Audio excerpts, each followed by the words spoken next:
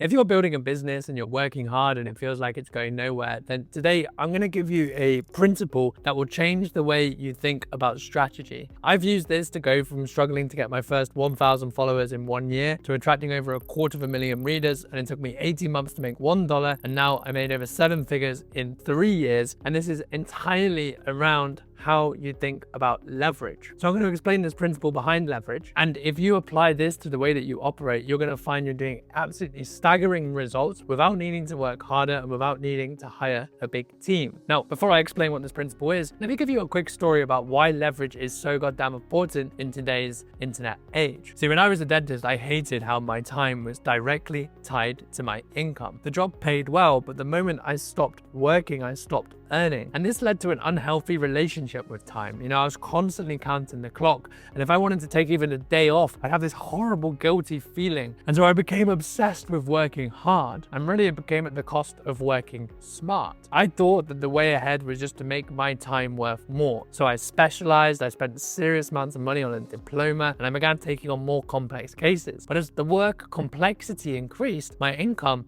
began to plateau out. And that's because I had come against an unbreakable ceiling, which was me. I could only drill one mouth at a time unless I fancied appearing in court. And so the next most obvious choice was to start my own dental business. But I didn't enjoy the work, right? It's very intensive, it's very one-on-one. And looking at the practice owners that I knew, they're all stressed as shit, and they couldn't take any time off without their business being on the verge of collapse. To me, that isn't wealth. But then a friend introduced me to Naval Ravikant's ideas. Many of them changed my life, but none more than this. He says, code and media are permissionless leverage. They're the leverage behind the newly rich. You can create software and media that works for you while you sleep. If you can't code, write books and blogs, record videos and podcasts. Now I can't code and I'm just getting started on the video stuff, so I decided to write. It was a slow start. Like I said, I was an average writer. It took me a year to get any momentum at all. But over the next 5 years, things really began to catapult. And so you can see on this graph, we got the first half of the journey was absolutely nothing, and the second half of the journey were in exponential results. And these results are abnormal, but not because I am. It's because I kept leverage as my top priority. I have focused all my effort into building skills, relationships, automation, systems, software, products, things that scale without me. Because leverage will work for you if you are intelligent in the way that you build it. And the key is understanding the relationship between the live and leveraged world for your business. So let me show you exactly how this works and what most entrepreneurs get wrong. So the live world is the work you are doing right now, creating content, building relationships, serving clients. It's the stuff that takes up your time day to day. The leveraged world is where your work works for you. And the mistake many online entrepreneurs make is that they get stuck in the live world. They're so busy trying to get results now that they forget to build the thing that's going to get 10x, 100x results later. For example, when I first started out, so many of my friends climbed up to 10k a month almost immediately. And I was like, oh God, what the hell am I doing wrong? 5 years later, some of them are still there. Whilst, my business at the moment is kind of like a 500k a year business, and I'm not working as hard as they are. And here's the problem, right? If you don't take this leveraged approach 5 years down the line, you're not really in a much better position. You're still working hard, but you're going nowhere. But when you focus on the leveraged world, your business begins to take a life of its own. Some days you're like, wow, I don't know how this thing is running. It is the closest thing that looks like magic, but it's not magic. It's just intelligent use of your time. Now, let me give you an example. For my first 3 years online, I spent a ridiculous amount of time creating social media content, mainly for Twitter. Writing is very dear to me. I knew an audience was critical, and so I thought it's very important that I give this as much of my time as possible. My heart was in the right place, my brain was not. Then Twitter's algorithm began to crumble, and I realized that I had completely overinvested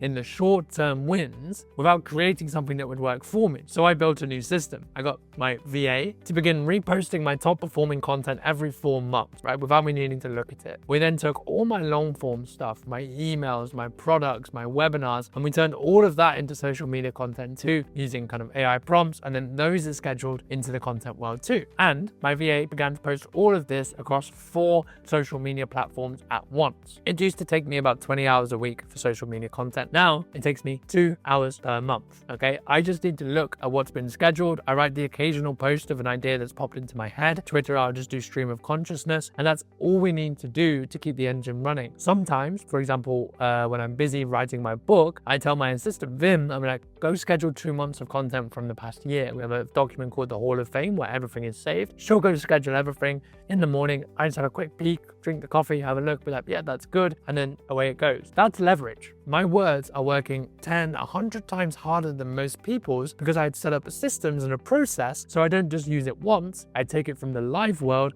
into the leveraged world. But that is just the start. The purpose of the leveraged world is actually about layering leverage. That's where you get these crazy exponential results. I told you I bought back a significant amount of time per week. Now, I could use this time to take on more one-on-one clients. For example, my program, the partnership program, is $10,000. Okay, it takes 6 months. It's 1 call a month. I have 5 clients. I have the scope to take on 15, 20, and that's a hell of a load of money. But I'm busy in the live world. Very alluring, very nice to be like, hey, look at all this money that's coming in. But instead, I use that time to start writing my first book, Magnetic Writing. I've been doing that for a year now, every single morning for 3 hours. Okay, so you're talking about 1,000 hours of work for no reward. And I plan on investing more. And why? Well, a few reasons. For one, I love the process and nobody can compete with you if you're having fun. But for two, and relevant to what we're talking about, a book, if done well, is one of the highest leverage assets you can produce. It might work for you for decades to come, and you're gonna have 50 to 100,000 words completely distilled down to your clearest level of thinking. So you might have one of the best assets in your space, and that asset then begins to work for you to grow your newsletter, to build relationships with people that then invest in your other stuff, to open up speaking opportunities, to allow you to charge premium prices. But you also have all of this media. So you're in the live world writing this book, it moves into the leveraged world, and then you can take all of that content and you can repurpose it into social media content, into essays, into YouTube videos.